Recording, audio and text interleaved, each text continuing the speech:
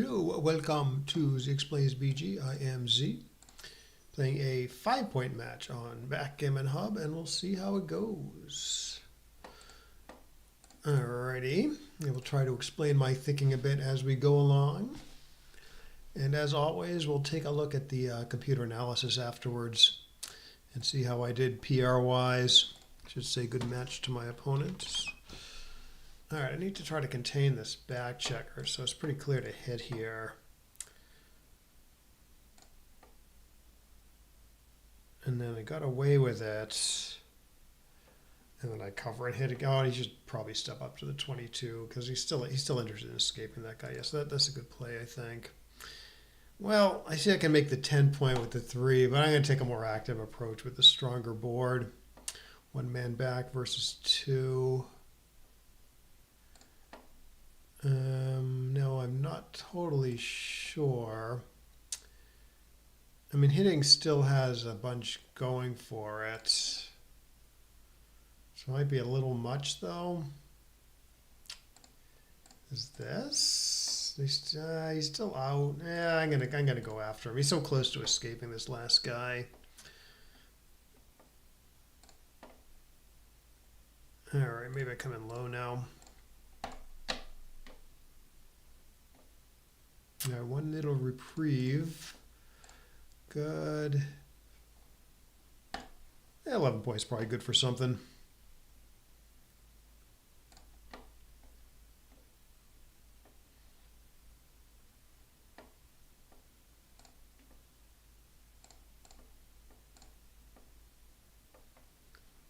All right, popped another checker loose.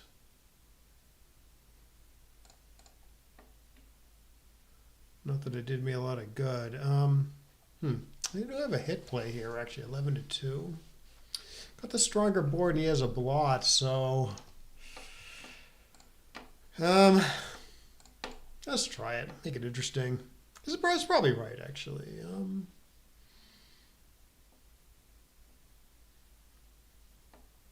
Getting hit back doesn't seem like a big deal. All right, so I can make the 2 and then make the 21. Make the 7.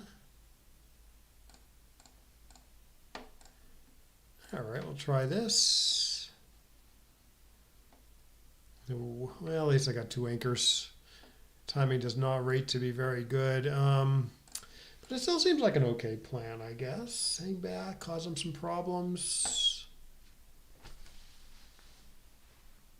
Although actually, if I roll like, I don't know, an 8, maybe I remake the midpoints. Okay, that's the... I'm wondering a little bit about this, but maybe this gives him too much.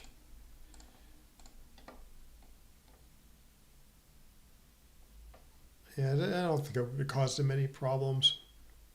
He can always just kind of play behind me with a bad number, you know.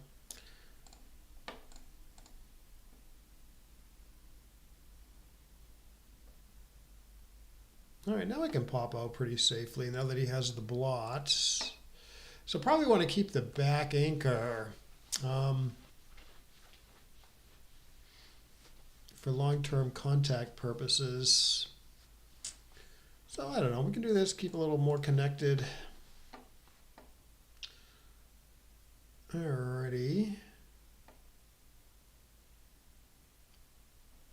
Oh, gross. It's probably the best you can do. I guess I play 8-2, 7-3, but oh, I don't know. I would want the board here because he might hit me next turn. 1. Well, let's go back. All right, so what do I got? 96 after the roll. Is that right? No, 90. I can't do subtraction. And 95 after the roll. So maybe that is the plan. 95.86.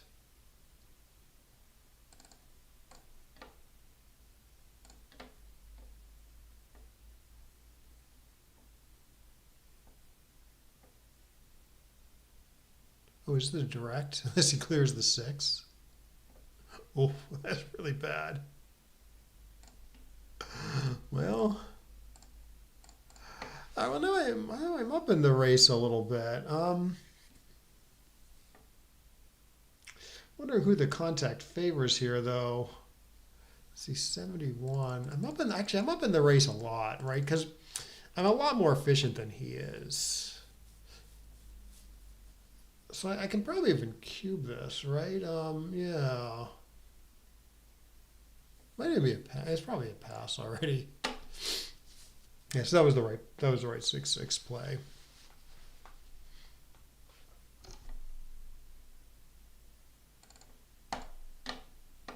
I mean, I have to be like at least 3 or 4 pips more efficient than him, maybe more. So, sort of add that to his pip count, right?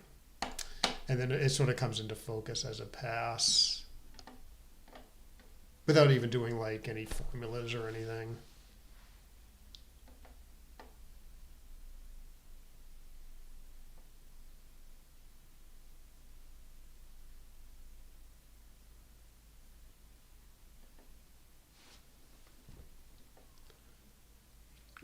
You should also be a little careful about taking out the score. His take point's a little elevated. So probably that was a pretty solid pass.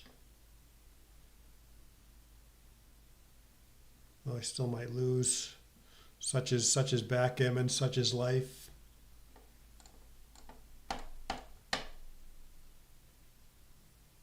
And I gotta take a cube if I roll an ace. Anyways, okay. Oh no, I'm sorry. It's take point. I thought that was a recube for some reason. No, I was thinking about that wrong. Yes, take point is elevated on a recube, but it's an initial cube, so we can actually take a little deep. Yeah, for some reason I thought I owned the cube. Well, I'd like to make the 18, but the 2 doesn't play well. So maybe I go with this. Right, I still think it's a pass, but it's closer than I was giving it credit for.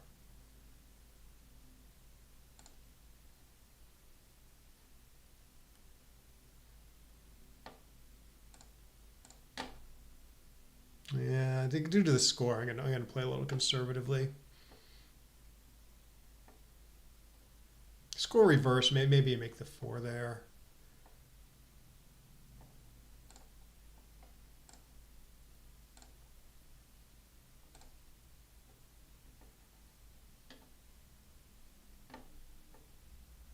I thought I was winning 4.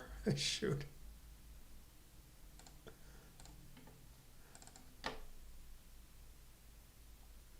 Yeah, I don't like giving up the anchor here with the race so close and him outboarding me. This looks a little suspicious. All right, so it's either this or there's another play.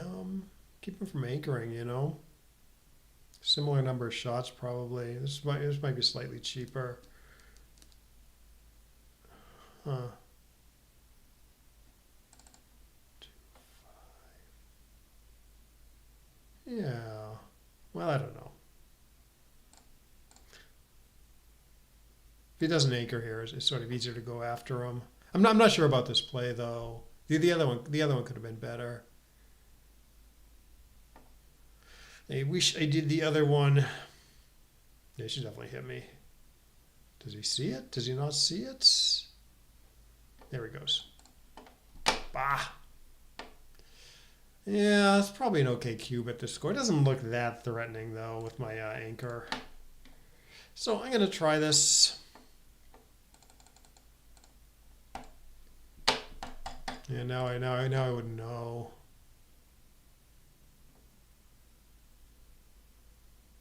That was probably a well-timed cube there. And now it's a pass.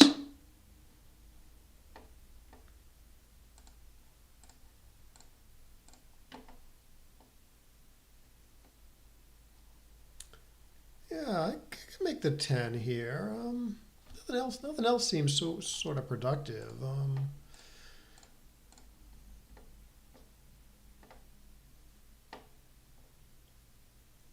can clear the 10. Good. He seems to be playing reasonably. All right, now I'm down a bunch still. So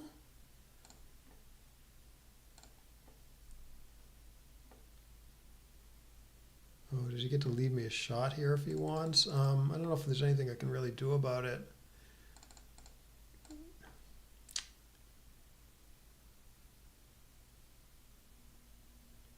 See, I'm a little worried about doing the other one and him rolling 5-4 or something and clearing the midpoint because I only have a 3-point board with 2 blots. So it's. I mean, you might still do it here, but now I got a 4-point board. Yeah, he might do it with a 1-6. Yeah, I don't think he should do it with a 1-6. This looks better. Okay, fine.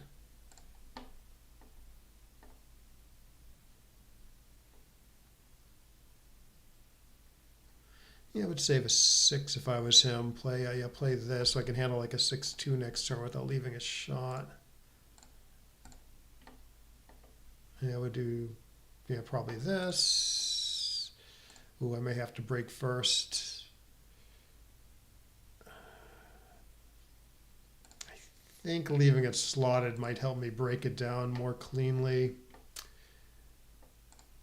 Okay, actually, now I don't know. Seems a little weird to leave a double shot, He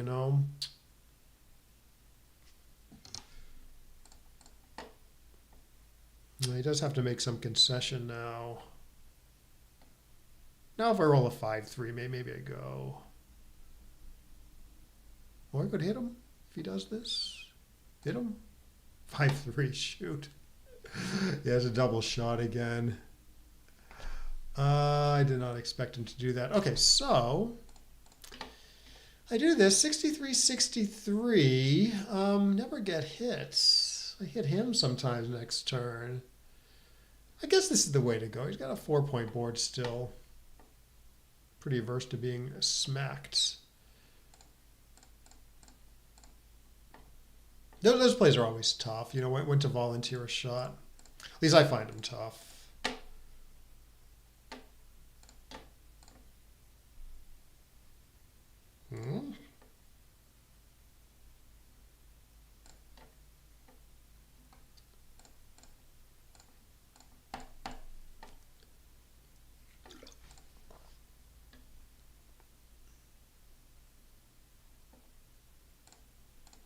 Okay, so it's likely going to be 2-2.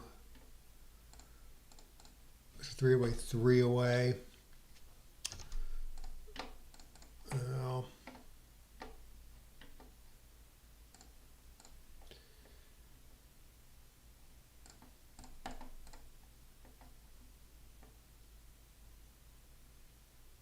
yeah, 10 is wrong. Yeah, this is a good play because it's extra shots here and kind of extra shots here also if he does the normal split thing. And so it's like close enough on the opening roll that the fact that I'm split should swing the play. Yeah, that would be okay. Hit twice. All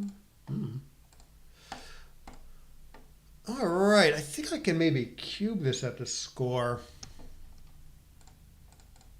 Because it wouldn't be crazy to double this for money, and you should be pretty aggressive at 3 away, 3 away.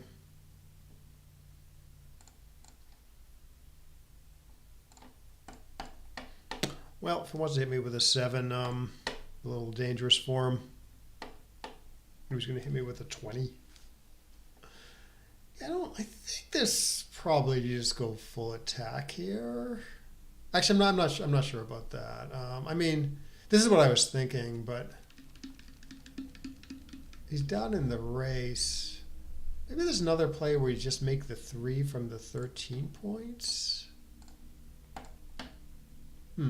It's a little. The blitz is a little thin against my decent board. Well, if he makes the 5, it's not that thin anymore.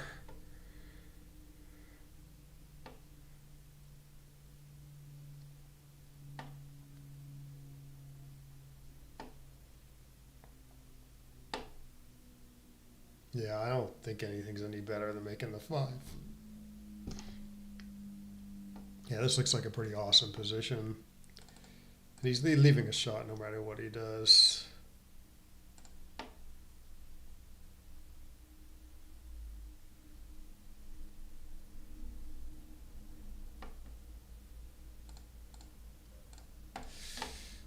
Ooh, he's got 11s also.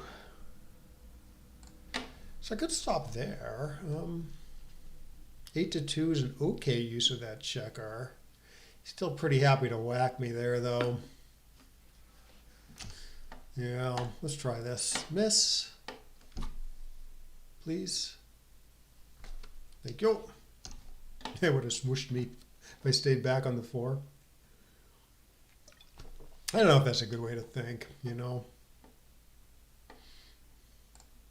It doesn't work. That is probably the 6, though, just to sort of minimize, get closer to home and minimize shots. Yeah.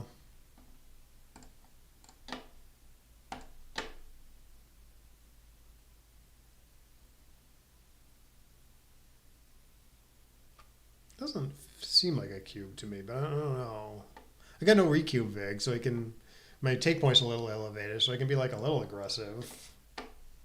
It's probably winning. Yeah, maybe the double's okay at the score. Certainly worked.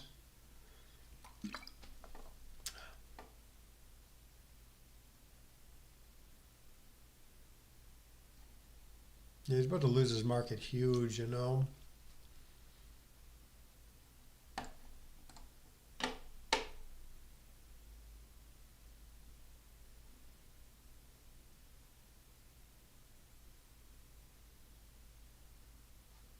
Yeah, probably would. Yeah, actually, I'm not sure. I was gonna say you'd keep the blot. It's a similar number of shots. You keep the blot count down the other way. Is this my best shot? Probably. All right. It's up to the dice.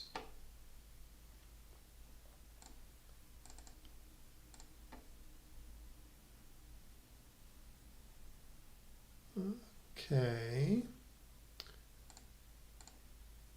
I really want to get another guy on the 4 point.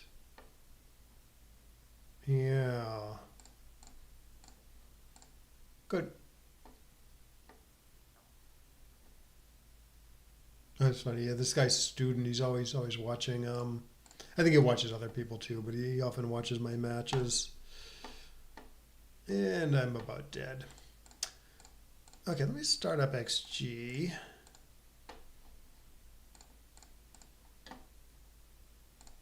Didn't seem like a particularly difficult match, so I am expecting a fairly low error rate.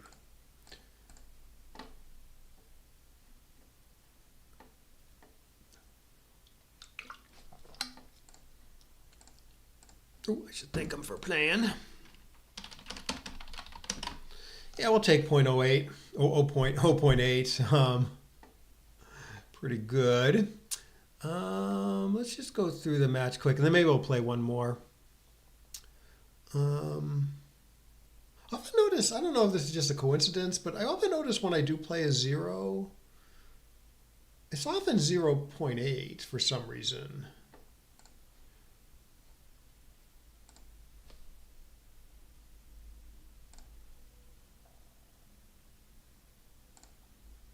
Okay, let's go to XG mode. Is this the right match? It looks like it, yeah. Yeah. Okay, XG. Okay. Okay, so I just made one error. But I think I could talk about some of my correct decisions too. Right, yeah, hitting here is pretty routine for me. I mean, often you're hitting off the 4 and 5 points early anyways, but here you sort of have extra reason to, because like, okay, so he's threatening to escape his last checker, and he only has a 1 point board, and I still have 2 men back. So that means, okay, maybe I want to try to actively contain this checker, go after him at a time when getting hit back is like no big deal. So yeah, this was pretty clear. It doesn't work. Yeah, so similar stuff here, right? I mean, I could make the 10. It's a pretty solid looking play, but he gets a free escape. He gets a free chance to escape. And now additionally, I have like the stronger board, so that's another reason for hitting. And then the next play is sort of a similar thing also. Right, I still want to contain the guy, even though I'm sort of giving up 2 good points to do it. I'm giving up the 8 and the 10 to do it, right? Like I could just do this, keep the 8 and the 10. But it's like, again, I have the stronger board. You know, I'm well down in the race now. I got 3 men back versus 1. These are all like pretty strong arguments for hitting, and so they're more important than like keeping this decent structure. He also does have a direct shot this over here too, if I play quote unquote safely. Yeah, going after him again. Things look like I might be playing some sort of back game here, so I want to come in low. Maybe I can make a second anchor if he hits me again. I do get missed.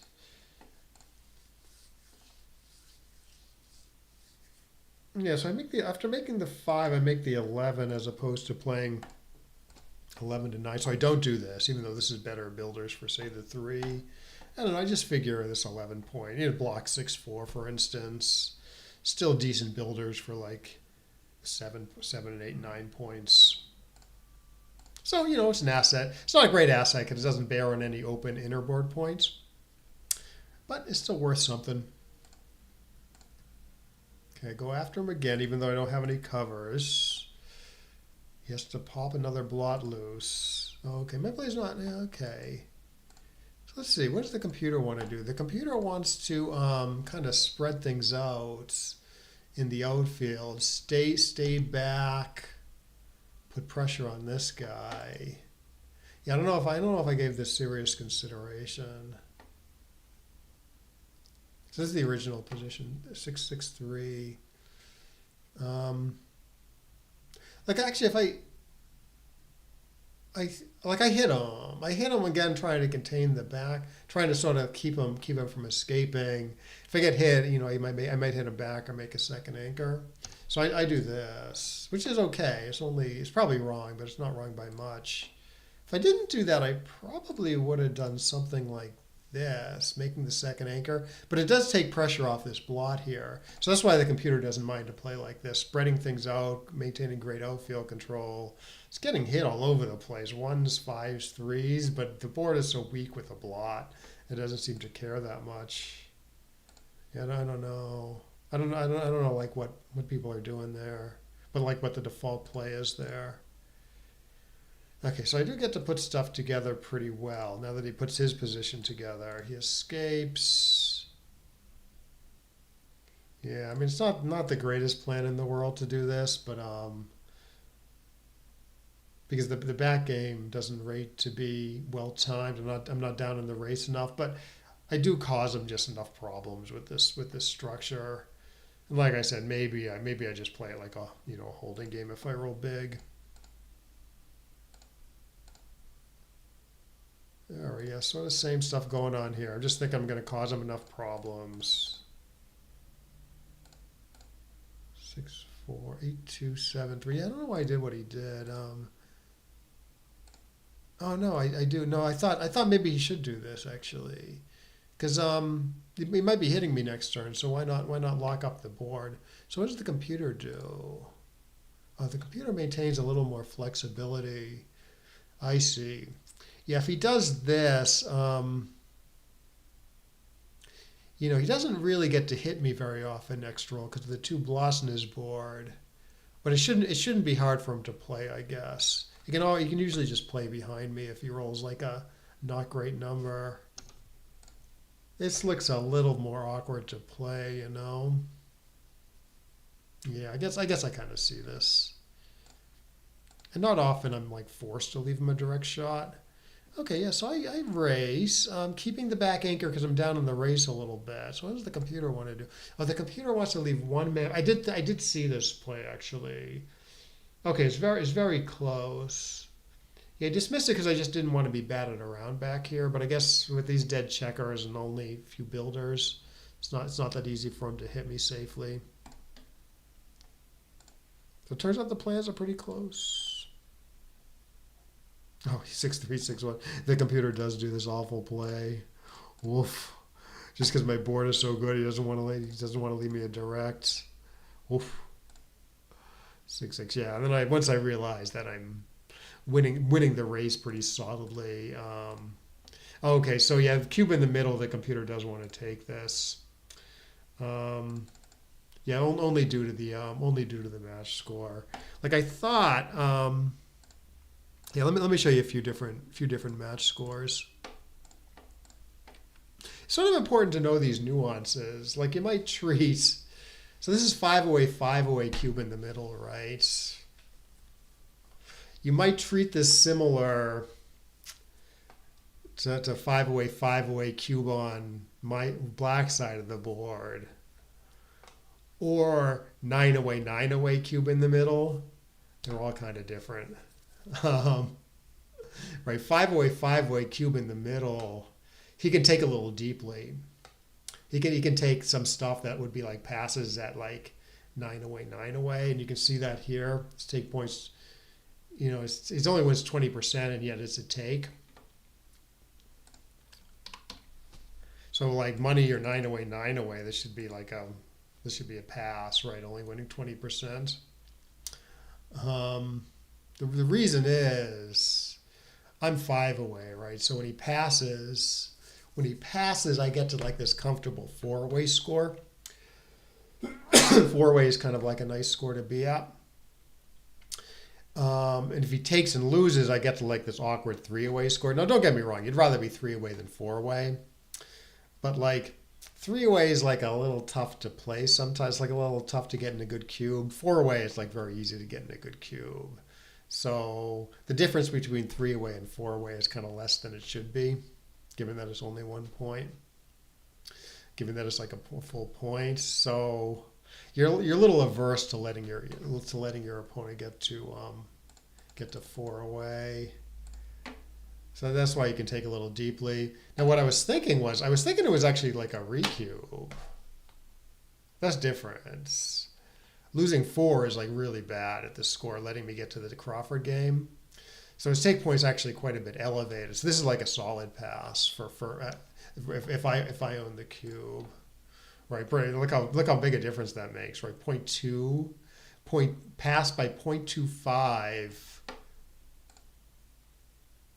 Take by 0.03 is such a massive difference. So that's why I say you kind of got to understand these nuances to play these short matches well, And it's good, it's good to know in long matches too, because long matches get down to short matches sometimes.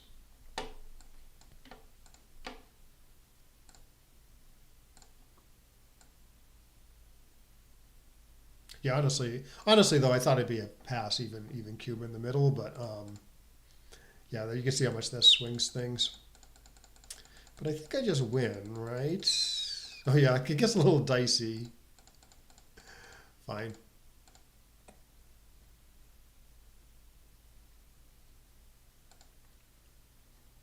Yeah, this is a real error. Interesting.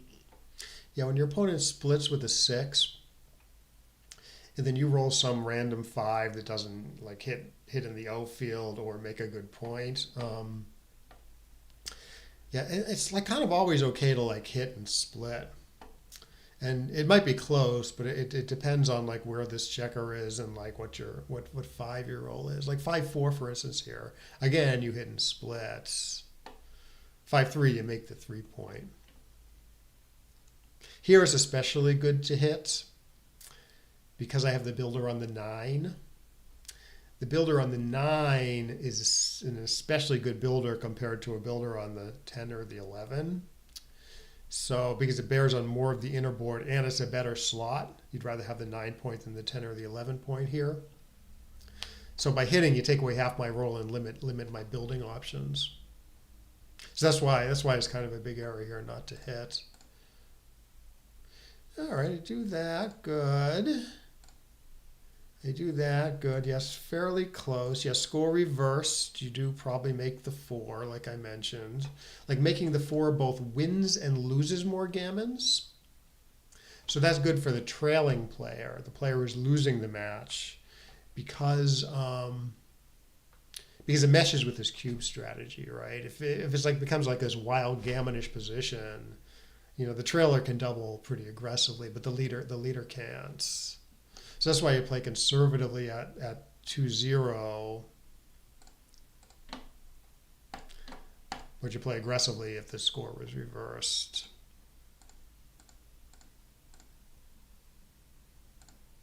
Now to keep nice builders for the open 5 and 4 points.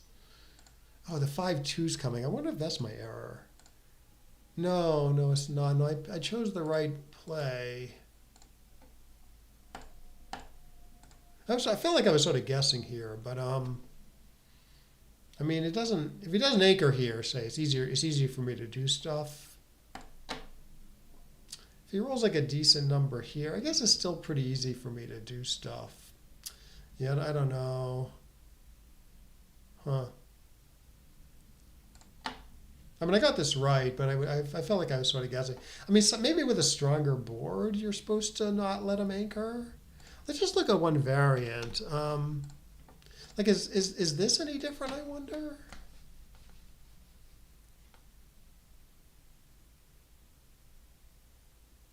I feel like this is different. Actually, maybe this is maybe not a fair comparison because the distribution argues for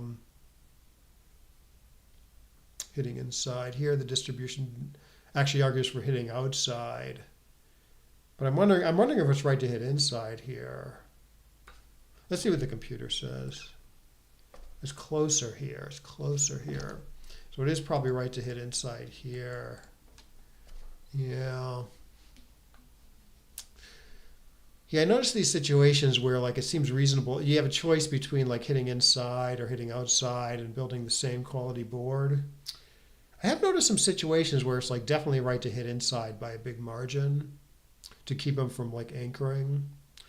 Maybe that's more of a factor when like you have a stronger board.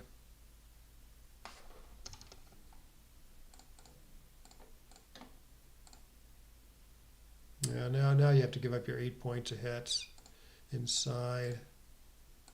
Oh, this isn't a real comparison, is it? No. Yeah, I don't know. Yeah, obviously I have trouble with these plays. But board strength does seem to be a consideration.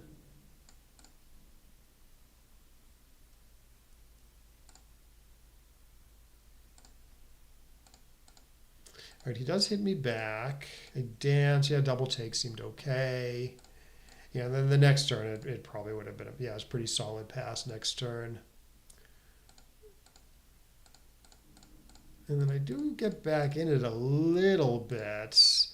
Okay, okay, it's fairly close. I guess this is the one error that the bot found. It does want to do this to get this guy free, which was my first impulse.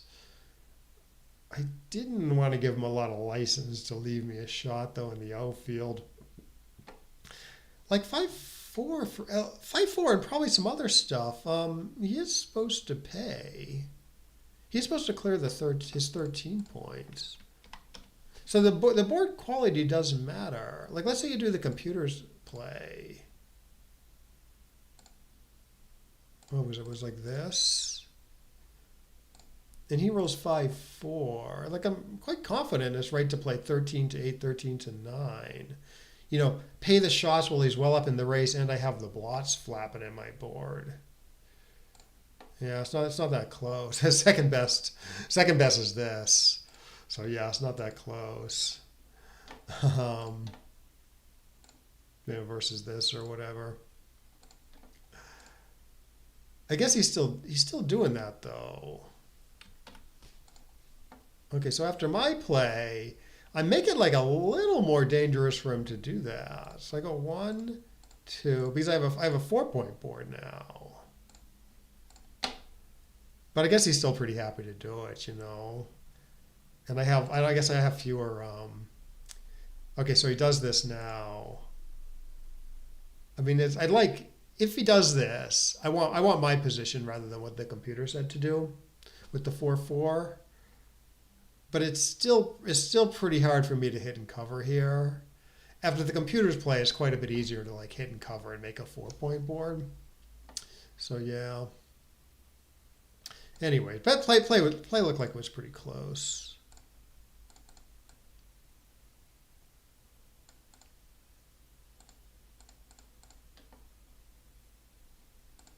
Yeah, play was pretty close. Anyway, they do get the guy free. Okay, 7-2-6-5. Oh, it saves another 6. Okay, that makes sense. You know, it's saving 2-6. Like it can handle 2-6. It can if it rolls like 6-1-6-2 on the next couple rolls. Doesn't have to run off the anchor. After my play, I will have to run off the anchor with 6-1-6-2, say. So in other words, it's saving an extra 6 to do this. But it's worse for the race. Yeah, can't run here, obviously. Can run here. Sort of interesting that this is so much better than this. I mean, 2 exposures. There's 20 shots. This is 24 shots. Good number to know. 6s and 1s hit. Nothing's blocked. It's 24 shots. Same with 6s and 2s. It's 24 shots. So you might want to memorize that stuff. There's only one blot though. I guess that's sort of key. Like he hits, I enter. Still surviving. Maybe even hit dance. You leave 2 blots. Yeah, one you could get gammon, but yeah, I guess you survive the hits less. Yeah, I don't know. But anyways, the normal thing, you don't want to leave a double shot against the 4-point board, so it just does that. Single shot, you probably leave it. Yeah, similar stuff here. Except now, like the board destruction is horrible, so the computer does actually like running by a little bit. Leaving 24 shots. Yeah, and then I'm just questioning the race. Fine. Good. Good. Okay, yeah. So it's a pretty decent cube at the score. Yeah, another nuance here. You should be more aggressive with the cube at 3 away than say 9 away. And it's because that's for a different reason. It's because like losing 1 point at the score isn't a big deal, so you should be a little quick to pass. Like being 3 away, 2 away, it's not that bad for the 3 away player. Right, so this is the score-based eval. You know, pretty big cube, pretty big take. 7 away, I say 9 away, 9 away. It's probably still a cube, but it's a bigger take, a lot bigger take. Or for money, you know, should be very similar. Although money maybe have a little bit more incentive to double because you have the Jacoby rule. In other words, for money you can't win a gammon without doubling, so you have a little more incentive to double in gammonish positions. So I assume I can turn off Jacoby here.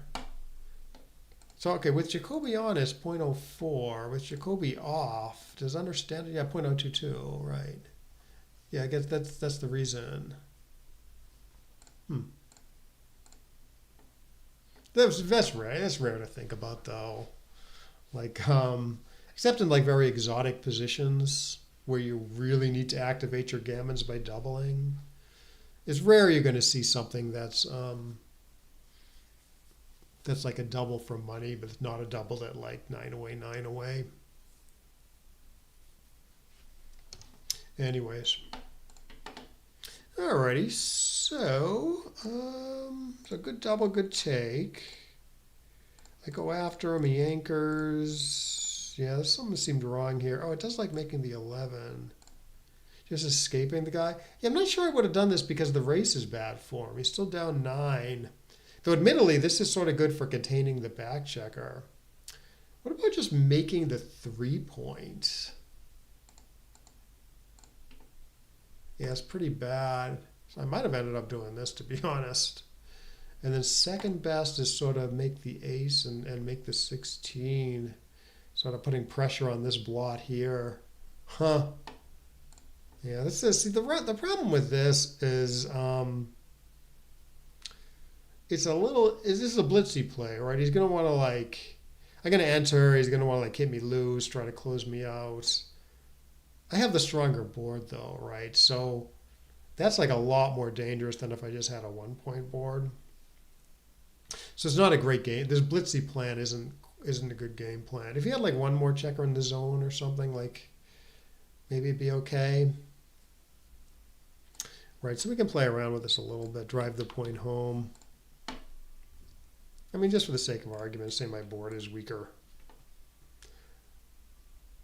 I mean, maybe it's still gonna like running, but hitting no, it likes hitting twice, right? Because the blitz plan is more plausible now compared to this. And then what else? Oh, then if he had, say we go back to the match position, let's give him some. Let's give him like another checker in the zone. Like say this.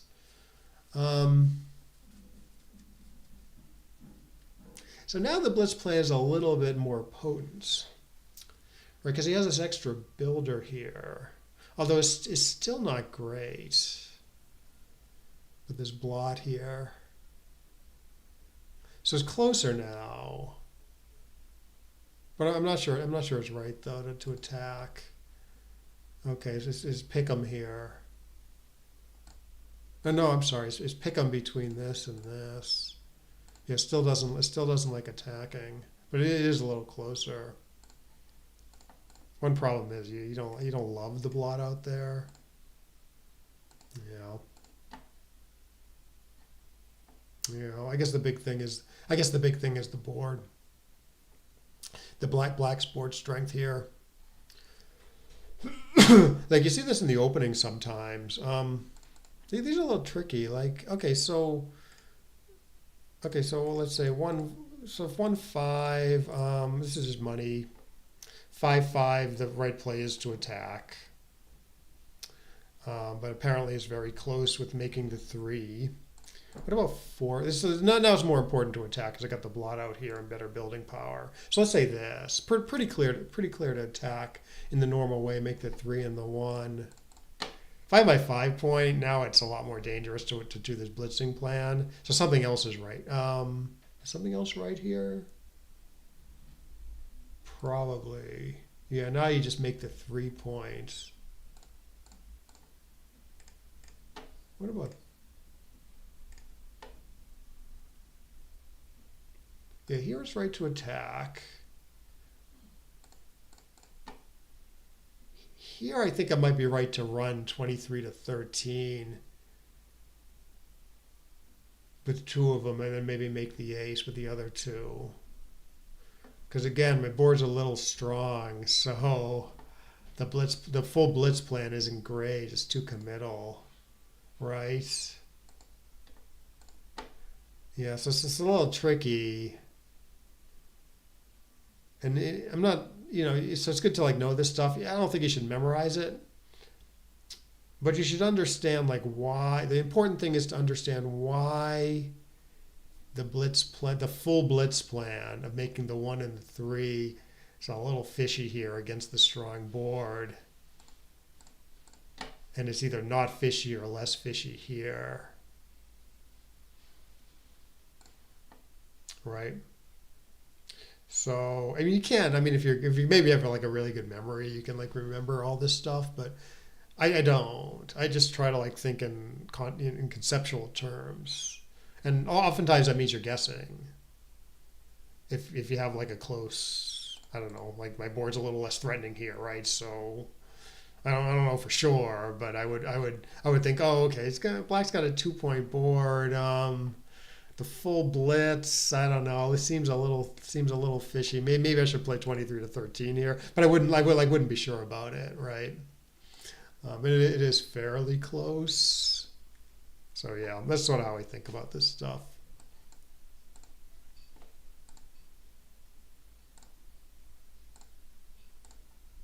But yeah, here's a completely different idea. Where you just run and try to contain the back checker that way. Yeah, 4-4 put some real teeth into his position. 6-2, yeah, I think a little bit about this, but I don't love putting the guy on the 2, although it's not too bad. But I'm just thinking he's happy to hit me on the. He's happy to hit me on his 4 point. And if I happen to get away with this, I'm still pretty tough to escape. So I go right after the escape. It does work for a while. And then okay. I thought his redouble might be okay after thinking about it, but no, it's just bad. Yeah, he's barely winning. So hit dance though should lose his market pretty big, I think.